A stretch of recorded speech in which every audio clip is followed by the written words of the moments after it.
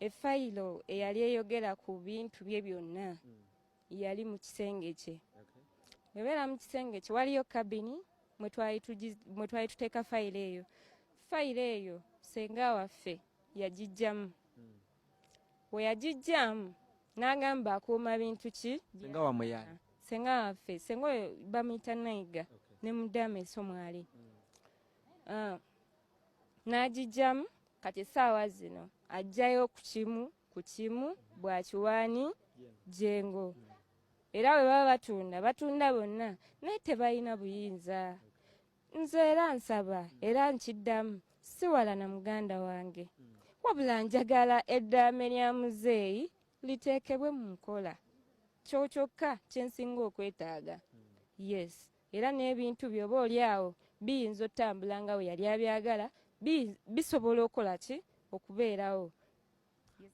Nawulirako nti pasita yagenda okufa ng'ayina essente zalese ku akawunti. Zo ani azimanaging? Ekyo ssebo akawunti muzeeyi yalina ez'enjawulo, yalina mu Absa era muddaame mweziri. Yalina mu Absa, yalina mu Equity Bank, yalina mu akawunti eya cash ne dola. Era mu ddaame lye yagamba tulina okumakinga sure tumanya omuwendo gwa ssente eziriyo. Ssente ezo we tuba tuziggyeyo ziba zisobola otuyambako ku baana okusoma, okulya, kubalabirira n'okubeerawo singa oba oli ng'alwadde nga tusobola omuyambako nga tuggyeyo ssente ezo. Naye ssente ezo tetusobola ziggyayo olw'ensonga tetulina buyinza. Obuyinza tetubuyina.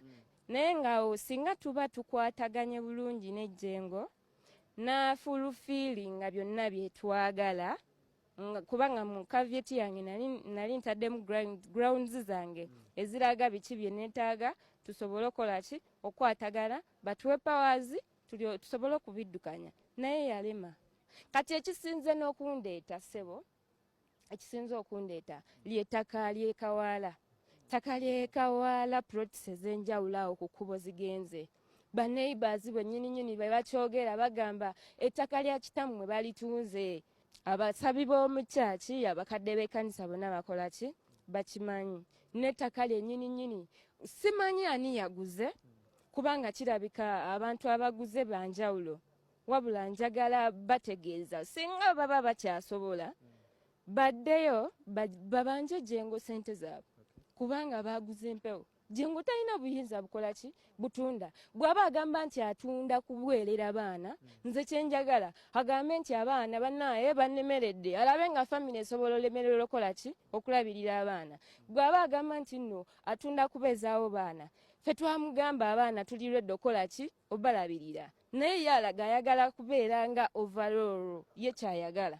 Nga mmaliriza. Yes, sir. Lwaki abaana embanga mwali musobola obalabirira lwaki mwabakwata ne mubatwala ewa Jengo? Ssebo nali kati olaba ebiseera ebyo nali nkyali mu kino nga ngamba tukyali wamu ne Jengo essaawa yonna nga nange sirina watuufu wensula nti waawano naye ng'abaana basobola okubeera ewaka ewuwe kubanga yali apangisa ennyumba nga nnene abaana basobola okubeera naye. Kati mweyo ndowooza nti abaana gyasobola okukola ki?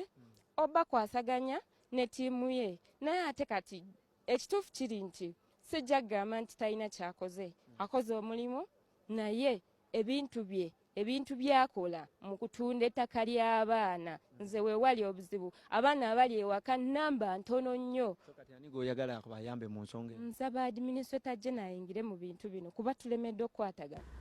Pastor Jengo ng'ono yali omusika wa Pastor Yiga ye ne baganda be balemeddwa okwatagana nga baakizinga Pastor Jengo okutunda ebintu bya Kitabwe nga tebawaddeeko wadde mugabo nga emujjukira obulungi ne ABS TV eri mu Matiga eno yali TV ya Pastor Yiga bagamba yalekawo amabanja mangi nabyo omukazi naye yavaayo n'agamba nti ebintu bya Yiga abinamu shares era n'abalopako ne mu kooti kwegamba bambi Pastor Jengo yasigaza eddibu ddene kati ne baganda be bamwakizinga okutunda ebintu era nga bagamba baagala mugabo gwabwe.